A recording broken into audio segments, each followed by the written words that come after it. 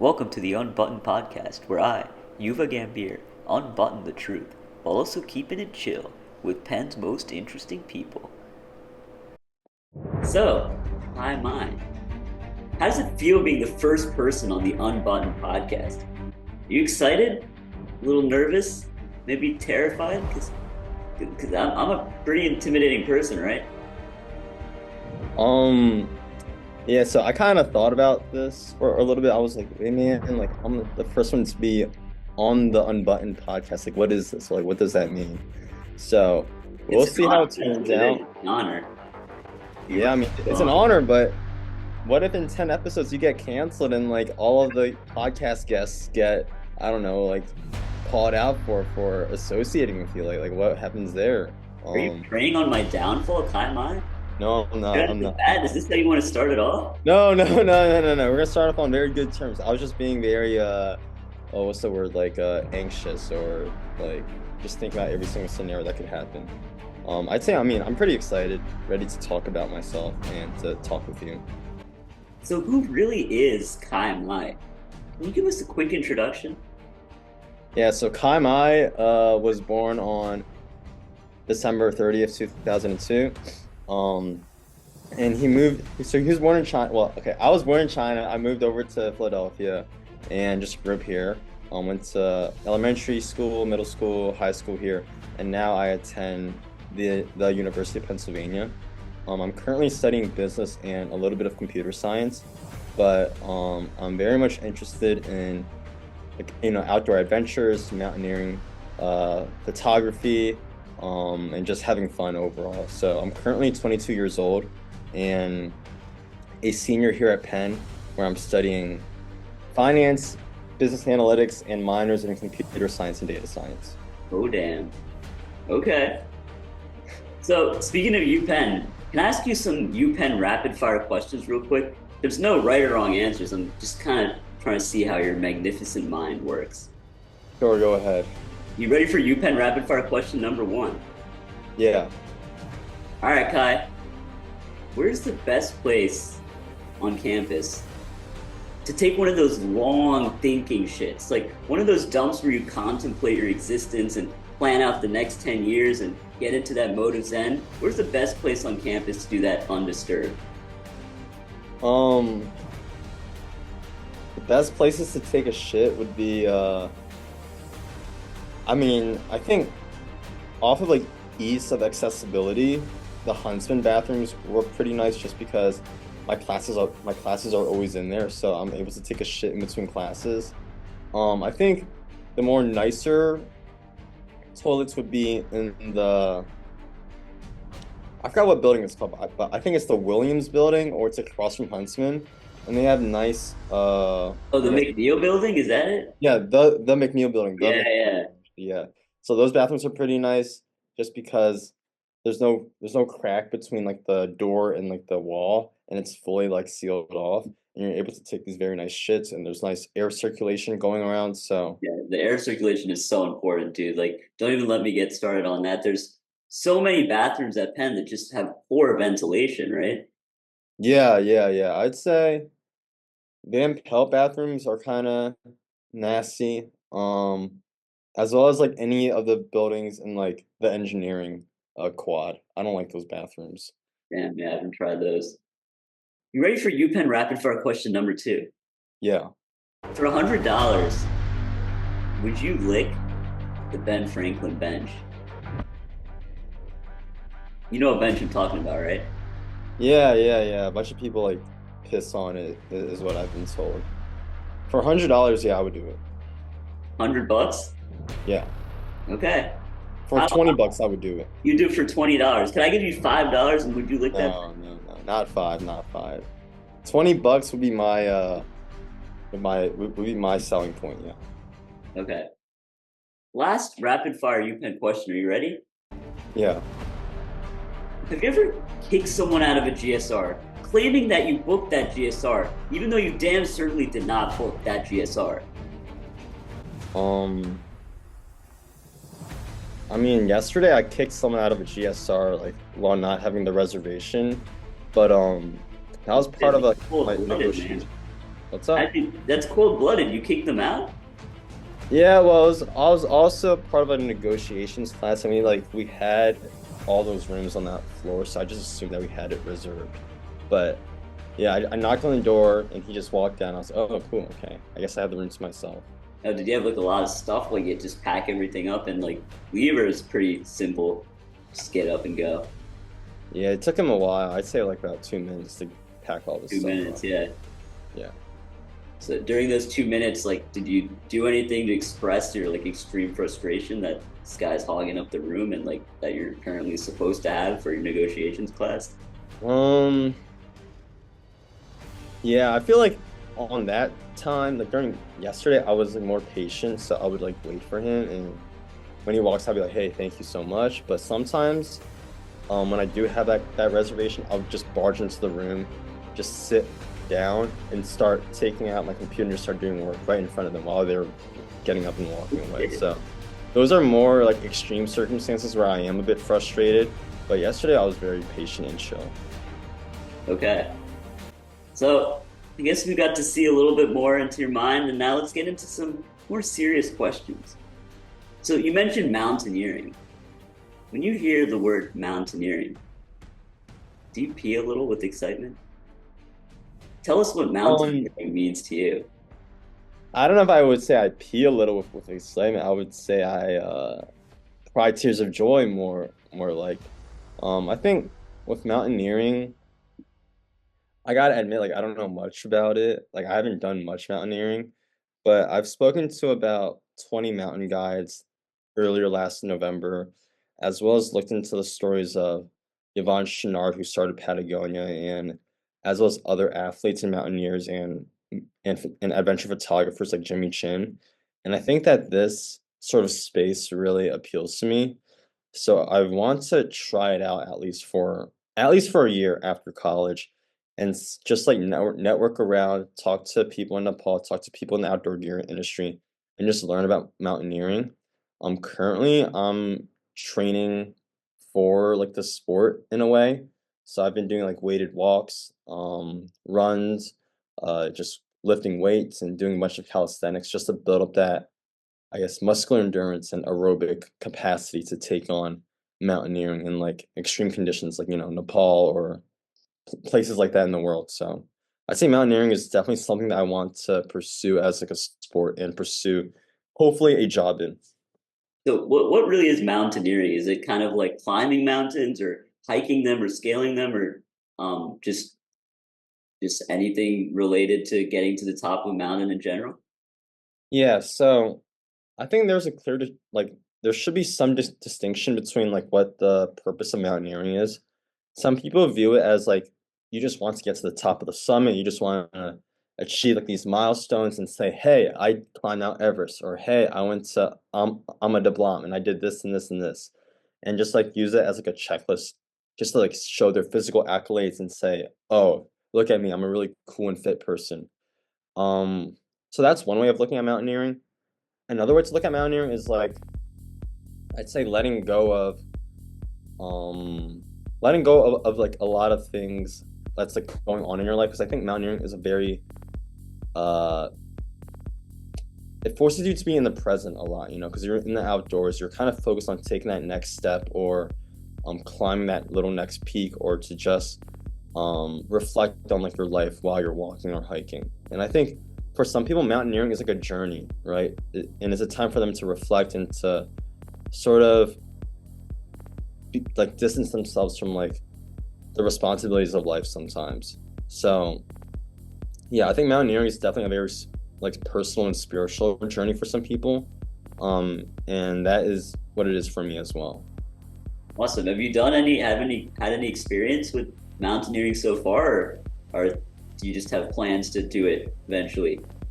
I think in the case of like hardcore mountaineering, like alpinism and sort of steep climbs, I honestly have no experience in that. In terms of backpacking and just being in the outdoors and going on long treks, I do have experience. I've been a Boy Scout since like sixth grade. I'm currently like in part of my school's sort of like outdoor expedition slash leadership development club called Wharton Leadership Ventures. Um, and I think from there, like I've been exposed to the leadership principles of what it means to be a mountain guide, as well as I guess, the practical skills of like being in the outdoors, as well as just being in that space of just learning and getting to know people who've done this type of stuff before. Yeah, you said you've spoken to some mountain guides. What do you mean by mountain guides? And what kind of information do they give you?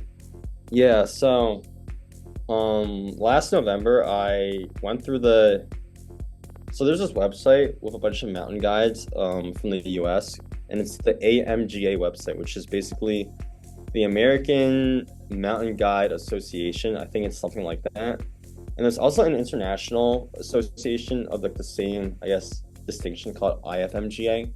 And what I did was I went through all the contacts and found all their phone numbers, and I texted every single mountain guide on this list that I found.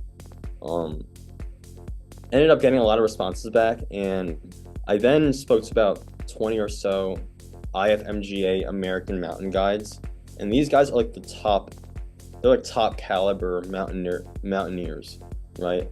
To get the IFMGA distinction, you kind of have to go through 5 to 7 years of mountain guide training, as well as many years and many previous expeditions leading up to that, just to demonstrate that you have like this outdoor expedition resume. So these guys were very cool. Got to know them, and I just thought that they were really cool people. Like someone went to, I think it was called like Mount Vinson in Antarctica. He went there 26 times. Another guy went to Mount Everest 2 times. People have been to Nepal, but people have been to all over the world. And from talking to them, they seemed very happy and passionate people. And I just wanted to like delve deeper into this. And I also had the honor of speaking to Kurt Blair. He unfortunately passed away in December 1st of last year. So Who's Kurt Blair? yeah, so I spoke to him over the phone, and he was also this other IFMGA mountain guide, and he kind of told me about the history of climbing harnesses and Camelot devices, which are basically just rock climbing devices, as well as many other things, like how he got into mountain guiding and his thoughts on various personalities like Nims Dai or other people like that. And from talking to him, like he was so passionate, and we had such a long call about it. Yeah, so I mean, but then like unfortunately, like yeah, he passed away. I think 20 days later, after our call, and I think that kind of made me more wary of like, okay, Kai, like, Was you it want related to a mountaineering incident or? Yeah. So he passed Really? away, in New Zealand, and he was leading a climb with 2 other people, and bad weather came, um, and like unfortunately he passed away, and his 2 other buddies also passed away. And Wow. yeah, and still to this day they can't find their bodies. Um, so yeah, I mean, after hearing that, I was kind of distraught over like, should I continue to pursue this or not? I'm not even doing it yet, and I already know someone who's passed away, but I at least want to like just try it out, or to try out a less extreme version of it at least. Yeah. Yeah. So mountaineering, why not engineering? Like, why not just focus your full path on that? I mean, you're an Asian dude at Penn. Like, I know you're also doing some studies in comp sci. Like, why not go for the CS internships? Yeah, that's a big question I ask myself. It's like, oh, mountaineering or engineering, or why not both, right? Like, why not get a normal software job and then go on vacation and go to the outdoors and try out fun things? I think for me, I've always been an all or nothing sort of person, so I can't do something in the middle. So it's either mountaineering or software engineering, right?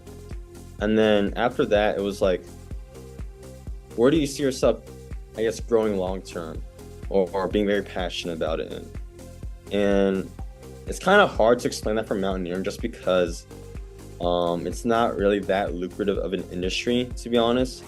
But after reading about, I guess, various entrepreneurs and people who've done their own things, I think there's a case for that to pursue entrepreneurship in the mountaineering space, whether or not that's like, a social media channel or building an outdoor gear company or honestly just like pursuing photography.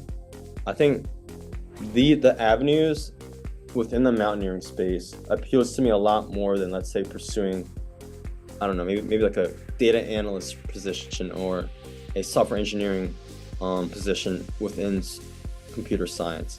So I think for me, just because I'm super young, I'm 22 years old, I'm quite adventurous. Like I want to try out the outdoors for a bit. If it doesn't work, it's okay. Maybe I can go back into the software industry. But I think when I'm looking back on my life, like let's say like when I'm 30 years old, if I never took that risk upon myself, I would look back with so much regret. At least that's how I'm looking at it right now. Yeah, now's the time to do what you really want to do. But yeah, that's definitely impressive. I know at Penn, so many people have this one-track mind of just grinding and getting the best internship and landing the best position right out of school, trying to maximize salary and all that. But I think a lot of people like lose that sense of doing what they're really passionate about. And I think that's pretty cool that you're trying to stay focused and not just kind of maybe keep one thing open, then another thing open, but like go after fully what you want to do. So that's pretty admirable, dude. You ready for the next segment of this podcast? Yeah, sure, yeah.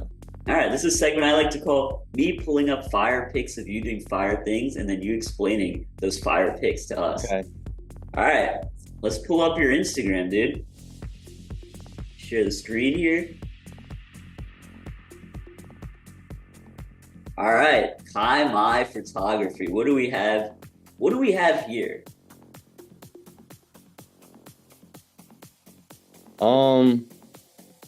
Looks like you're showing some of your. Are these photographs you taken or are these prints? Yeah. So this is just me talking about adventure photography and how I want to pursue it rather than finance or computer science. It's just about me saying, hey, I got to photography early in college and I was like, damn it, like I can't like let this thing go. Like I have to pursue it somehow. Do I want to pursue it as a hobby? No. Do I want to pursue it to like the next level? Yes. So why not just try out photography? Why not? So that's basically like my whole like who am I introduction to myself. Whoa, dude. What's going on here? What is this outfit? Yeah, so I bought a bunch of used gear from some dude on Reddit, and this is me wearing that stuff. So I have the Oakley Prism Glacier glasses on, so it's pretty lit swag. I also have a Mountain Hardwear Gore-Tex jacket, and I also have here the North Face Cobra 65 liter backpack. So it's just me and my mountaineering fit. Big fan of it. Dude, I must say this fit goes hard, bro. Probably better than most of what the international kids at Penn got on right now. Yeah, I mean it's like hardcore mountaineering fits, and like those types of styles cost a lot of money. Let's look at some of the photography you have here. I mean, this is insane, dude. So you take all these pics and then do you edit them afterwards, or is this straight up first take raw pics? Yeah, so I think when it comes to my like photography philosophy, I like to splurge on a bit of the editing and color grading there. And I think currently now I'm going for more of a film, warm color, pastel color look. Going for more of a nostalgic vibe. So definitely I like to bring up the golden and like the yellow hues a lot more and to give a lot of warmth to my photos. Wow, yeah, I can see that here. Yeah, dude, these pics are pretty awesome. Probably even cooler than those free sandwiches they have at Pret. So what do we have going on here? Like what kind of editing do you do? You said some color grading. So what does that entail? You kind of do you edit like different aspects of the hue and saturation, or do you like just edit certain objects' colors? Like if we look at these rocks here. Wow. Yeah, awesome. I like to use Lightroom. Sometimes I use Photoshop. But I think when it comes to, it's kind of different for each photo, the way that I edit things, but I like to make sure that the light balance is pretty good and that the sky is visible and that it's not fully overexposed. After that, I like to, I guess, make the darks a little bit brighter and the lights a little bit darker just to make things a bit more softer sometimes. And that's how you go for more of that nostalgic film look, is because the range of color and like light intensity is not as like high contrast. Got it. So when you originally have these pictures, you import them from your camera. I looks like yeah, you work a little bit to like change with the contrast and some of the colors, but overall, like what inspires you to add different changes to your photos? Like what's your process? Um, hmm. I think for me, like I like to focus on a certain color that I want to, I guess, or a certain emotion that I want to touch on.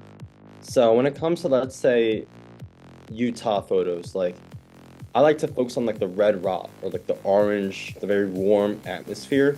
And those are the colors I focus on a lot more, like the reds, the oranges, the stark contrast between black and orange or black and red, right? When it comes to like photos, I guess from Acadia National Park or more temperate regions where there's like a lot of trees and greenery, then I would focus on the greens a lot more. So it honestly depends on like on the environment of each picture. Sometimes I want to go for a more nostalgic feel to like reflect back on the trips. I go for a more golden colored, like as if you're looking at the, I guess, photo in like a dream or like something along that lines. So yeah, it's very nuanced. Okay. Cool. So I know you talked a bit about gear. We saw you have rocking some cool gear there. And you talked about maybe entrepreneurship and linking that into your overall interest in photography and mountaineering. So do you see like a future with the gear company? Do you have some ideas? And how would that go? What's kind of the process to create a gear company or something like a Patagonia? Yeah. So I was thinking about it. It was like, so there's two types of outdoor gear products that one can pursue. One is like hard goods, and the other is soft goods. Hard goods is kind of like climbing harnesses, cams, carabiners, ice picks, like stuff that you use for actual climbing, right? And that industry is currently dominated by like a few big people, like Black Diamond, Petzl, Grivel, like companies along that nature. And from talking to the outdoor gear, like mountain guides who know a lot about it, it seems as though the market for that is quite saturated, and like I don't see there being a fit for me, at least not yet. But in terms of soft goods, that's like jackets or down jackets, puffer jackets, fleece sweaters, t-shirts, hats, anything of that sort. So within this space, you can think of like the North Face, Patagonia, Cotopaxi, companies like that. And I think for me, there is at least some, I guess there's some like thing that I can like latch onto to like break into the space that I think is better than breaking into the hard goods industry. And I think some of the comparable examples I can think about that I'm like trying to like I guess follow the same approach as is one company being Cotopaxi that was founded by a Wharton MBA alum. Okay. He started Cotopaxi to sort of help out people in South America, and also this other guy, I forgot his name, but he started Hyperlight Mountain Gear, which is a backpack company, but it's a very high-end backpack company for outdoor adventures. He started his company after spending, I guess, like 2 years hiking in the Himalayas, right? And from what I observed is that a lot of prominent business people have gone to Nepal, India, China, or like just Asian, or like just outside of America for a little bit, and they really figured out like, okay, this is what I want to pursue, and this is what I'm going to do to achieve my goals. So from observing like all these different past entrepreneurs, I kind of said like, why not like just go to Nepal right after college, and see where things take me. If it doesn't work out, then it doesn't work out. Like I can just re-recruit for a typical banking or consulting role. If it does work out, then congrats. Like I have like a 2-year, 3-year head start compared to a lot of these famous people who've done their own companies. Yeah, so when you think about like like I don't know, gear companies now. They're becoming a lot more mainstream because nowadays a lot of these gear companies, there's an element of actual function when it comes to using it for mountaineering adventures and being outside. And there's also the fashion aspect, and you see brands like Arc'teryx now and Patagonia, like also just kind of being used by everyday people who are not going out mountaineering or scaling Mount Everest, and they're using it because it's fashionable. So, do you have any thoughts, kind of, on that, on how like this, Yeah. or the overall fashion of these brands has improved and now are becoming more mainstream? Yeah, so I that's definitely a very true statement. Like we see how Patagonia has sort of sells like they appeal to finance bros now, or Cotopaxi may appeal to like just normal people out on the street, or how Ella Bean has appealed to people who may not be hardcore outdoorsy people, but would go, I guess, kayaking for a weekend trip. So they would buy Ella Bean. And I think there's definitely a larger and larger demographic of people who want to engage in the outdoors. We see this, like, within running, trail running communities, um, as well as just outdoor clubs. I think we see a lot more of this. In addition, on the other end of the spectrum, we see a large uptick in adventure tourism and high-end expeditions. So, like, if you look at the stats for the amount of permits that the Nepali government gives out to people who want to climb Mount Everest, that is like growing at an exponential rate. And I think people all over the board are trying to experience the outdoors, whether that's like going on a weekend family trip or going on a 2 month long expedition. We see a large uptick in these activities. So I think when it comes to building, like, let's say my own brand or my own outdoor gear brand, I want to capture sort of this like demographic trend, right? And I think one of the ways that I could like sort of do this is by emulating what Montbell did. So Montbell is a Japanese outdoor gear company. And Oh they yeah, I've kind of heard about these guys. They make like super lightweight jackets, Montbell, right? yeah, so they make jackets and like sleeping bags and other stuff, but yeah, they're known for their like very warm down jackets, down sleeping bags.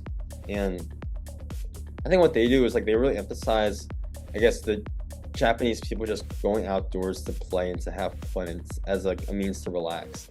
And I think for me, I want to capture some of that and just be like, hey, like I want you guys to go on adventures and to really explore yourself and to really overcome your own inner struggles while being in the outdoors.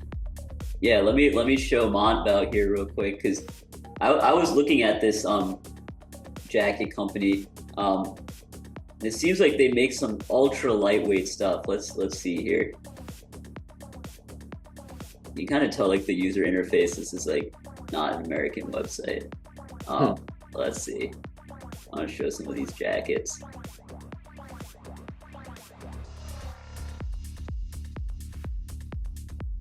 Oh, they got gear too.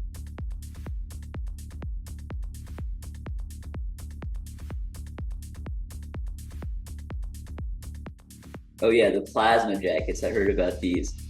Those look nice. Yeah, this looks cool. Let's look at the specs. Look at the weight, like 4.9 ounces. That's Yeah, it's light. that's like pretty light for a jacket. Mm-hmm. Cool stuff. All right. So you thinking you're gonna make lightweight gear like this? If I mean, we'll see. I have to make the first thing, right? yeah, Yeah, and I think the first thing would be like t-shirts or something simple just to get the ball rolling, and then after that we'll then what would the name be? um so I'm thinking like the word apex, but that might be a bit too like extreme of a word to use. But I really like the word apex just because apex means peak. Peak could be related to like a mountain or to being the best. And I think what I want to do is I want to build the best outdoor gear brand, and I want to encourage people to become the best as well, and to essentially like conquer their own mountains, you know. And I kind of like thought about this a bit more, and it's like I think the entire motto of this outdoor gear brand would be like, oh, like what's your mountain, you know? It could be a physical mountain, or it could be like an insecurity that you have within yourself. I just want to, I guess, encourage people to overcome their own personal struggles. And I think for me, like I'll have to conquer a lot of mountains physically and personally to achieve my goals. So I want to, I guess, bring the same spirit to other people as well. Amazing. Going back to physical mountains, though, Mount Everest. Mentioned it multiple times. I've mentioned it. It's pretty tall, huh? Yeah, it's like the highest mountain in the world. Yeah. Wow. What do you think the dumbest thing someone's done at the top of Mount Everest is? What do you think the dumbest possible thing you could do at the top of Mount Everest is? I mean, there's a lot of things that people have done before on Everest that has led to unfortunate moments. I think, but like, if I were to say like anything I kind of thought about it. The dumbest thing would be to have a whole DJ set up there and to bring like loudspeakers and like everything and just have the most fire like house music going on. But if you were to do that, the sound itself might cause an avalanche, and that would not be good. Like it sounds cool at first, but like the practicality of that is really bad. Yeah, definitely not practical, but it's got to be done at some point. Yeah. Yeah, I mean, we have Diplo doing DJ sets like on glaciers in Antarctica. I think it's only a matter of time before he does one up there. Yeah, I think Diplo, he is a very strong guy. I think he's climbed Mount Fuji before, so Oh wow. yeah. So are you crazy enough to climb Mount Everest? Is that something in your future? I mean, I try to take it one step at a time, one day at a time. But Mount Everest would be an interesting goal to have. It's not top of mind. Like I would like to do it if given the chance to. But we'll see after I go to Nepal and see if I want to pursue it. I think for my own personal ego, it might be a big goal of mine. But also considering that a lot of there's large traffic jams up there. It's really costly. It's really expensive. You don't necessarily need to be climbing Mount Everest to make a name for yourself, right? There might be other mountains that might have just as equal, if not better, experiences than climbing Mount Everest. Yeah. If you climb it though, what would you do at the top? I'll take a picture, take out my camera, take out my iPhone, and like put my phone camera up to the viewfinder of the normal camera or of the actual camera and like take videos of me just taking photos. I think that would be my dream come true. Just taking photos up there. Taking some pics. Nice. Very valid, very valid. So, come on. I must say, you're a pretty chill guy. But in all that chillness, there's a drive and there's a passion. You have these goals and you want to execute them. So what inspires you? What motivates you? Is there anything you can tell the listeners today about what you use to get that fuel? Yeah, I think when it comes to like questions about like motivation, drive, and like where do you get that, it's kind of, I have a hard time answering that, because like for me, I've always been very driven in like a bunch of different things, and often what happens is that I get introduced to like say a new hobby or new activity.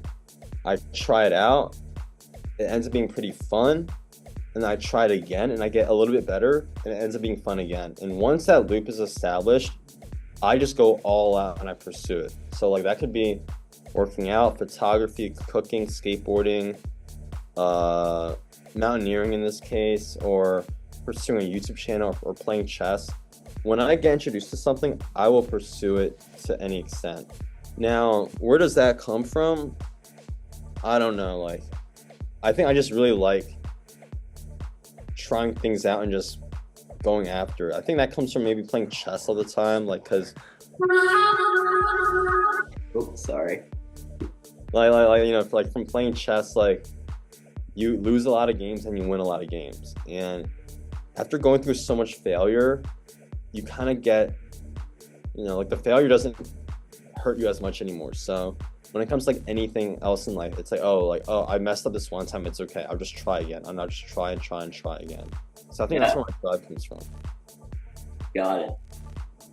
But let's see. Like when you try and try again, what kind of what's that like inner dialogue that you have with yourself? Is it kind of like a David Goggins type dialogue, like come on, just push it, you can do better, like maximize yourself, like that hardcore drill sergeant? Or is it more of kind of a calm, like relaxed dialogue, like you got this, Kai, like you're a chill dude, like just keep doing what you want to do? Like how does that dialogue play out for you? Yeah, that's a really good question. I think sometimes how I motivate myself is like I want to be the best, right? And I would then picture someone that is within that field that is like the best, and I picture them like standing right next to me, either coaching me or like they're just doing the same thing as me. So when I was cooking a lot, I'll picture Gordon Ramsay cooking right next to me, and I'll be like, okay, like this guy's who I want to emulate. When I'm running, I think of Terry Fox, like, and he's this guy. He was this Canadian dude who just like ran a marathon every day from like the east end of Canada to the west end of Canada. He ended up passing away like 2/3 through Canada, but very inspirational guy. Yeah. And like I would think about like Nick Bear or like other athletes or other very, I guess, dedicated people like, you know, Kobe Bryant or who else, just right by my side, pushing me to go further. So that could be like very encouraging, you know, someone saying like, yeah, Kyle, like, you got this. Or I just picture them like when they were younger at my age and how they worked so hard to achieve what they wanted to do. But then as for like my own inner dialogue, it could be very angry at times. Like I picture myself, or like I think to myself saying like fuck all the time, like fuck bro, you gotta do this, fuck. Or like I'll be running and I'll think about past events and I would cringe sometimes at them, and I'll get so angry and I'll just get this sudden burst of energy and I'll just keep on going on. Yeah, so you use that anger as fuel. Yeah, so a lot of anger, but the other times when I'm like, when my mind isn't as busy or isn't as like frustrated, it's like, okay, like, this is a very chill cadence that we're going through at. Just like lock in on like the next mile. You got this, Kai. Okay, you just did the next mile. Let's lock in on for the next mile after that. And that's like a more regular, like standardized way of like, okay, take each thing as like one leg at a time. You got it. But then like other times it's just me just repeatedly like cursing to myself, like, oh, you gotta prove yourself to this thing, or you gotta like try your best, you gotta do your best, you gotta show people that they're wrong. Yeah. That's a bit more of an angry, I guess, perspective. Got it. Powerful. Dude, before we wrap up this podcast, I know you've had a video that's been kind of picking up some traction recently on YouTube. I'll bring it up here. Can you, well, everyone watching this podcast, you should definitely check this out, but can you give us a little summary about your YouTube channel and what's going on in this video? And see, you're at 3K views in 10 days. It's pretty impressive. Yeah. So I made this YouTube video, kind of like out of nowhere. I just thought out the idea, made the video. 30 minutes later, it was uploaded on YouTube. But it was basically about my journey with solving leak code questions, which are computer science questions that are typically, I guess, asked in interviews, and I was doing them for fun. It caught on in a popular subreddit called r/CS majors, and yeah, I got a lot of views on it. People were clowning on me, saying like, "What? Who the hell is this guy?" Other people were defending me, saying like, "What the heck? This guy is a savage. He solved X amount of problems and does not care about jobs." I mean, I just made it just to make it, and yeah, here it is. A number of problems. Yeah, I've done a couple of problems. I know they're pretty tricky. So, is this probably like you're doing like a bunch like every day, like maybe like 4 leak code problems a day, 3-4 every day? Yeah, exactly. Yes. Or and is that like a lot, or are people grinding even more than this number? The amount that I solved is 99.8th percentile, so it's pretty high up there. Yeah, people typically only need to solve about 150 to prepare for any software engineering interview. So me solving 949 is like definitely overkill. Got it. I see you got a new upload here. So this is someone uploaded this video to Reddit, you're saying? Yeah. So someone uploaded my YouTube video to Reddit. It caught on, and I made a video of just reacting to all the comments. It was kind of fun. I made it last night. All right, guys. Yeah, so definitely go and give this channel a subscription and check out Kai's photography page for. Well, I guess we'll be getting some like Nepal updates here, right? If we follow here. Yeah, definitely. September, I'll be in Nepal. I'll try to make it as a mountaineering photographer. I'll also explore Buddhism and just, I don't know, pursue a gap year. My parents are pissed off at me, but I just want to explore life and just explore what I really want to do with my own life. Yeah. Yeah, life is for living and enjoying, my dude. Yeah, life is like, yeah, you bring your own meaning to your own life. So this is what I'll be doing. Awesome. Yeah, well, we're all excited. Maybe we can get you back on the podcast virtually when you're in Nepal. You can get Yeah, the I'm internet down. there. I'm down. Yeah. All right, dude. Well, thank you so much. You're the first guest on Unbuttoned. How did it feel? Feels good. I'm excited. Yeah, you still think I'm gonna fall apart after 10? No, Do you think I'm gonna go strong? How'd I do? no, you got it. You got it. Just keep it consistent. You got it. Okay. All right, peace, bro. All right, Thank thank you, Yuba. Thank you so much. you. Of course. See ya. All right, bye.